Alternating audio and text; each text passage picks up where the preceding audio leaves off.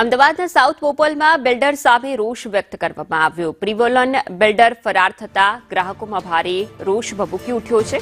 મોટી સંખ્યામાં લોકો બિલ્ડિંગ સાઇટ પર ઉમટ્યા છે। બિલ્ડરો ભૂગર્ભમાં ઉતરતા લોકો ચિંતામાં ગરકાવ પણ થઈ ગયા છે।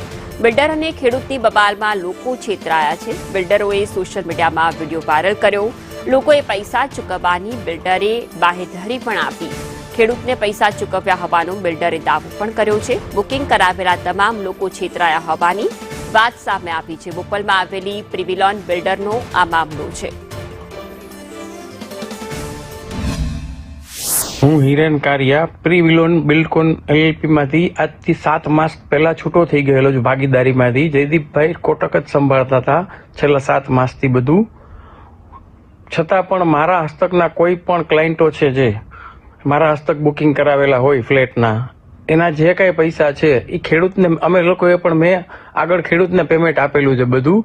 જેટલા મારે દેવાના છે એનાથી વધારે તો પેમેન્ટ મેં ખેડૂતોને આપેલું છે।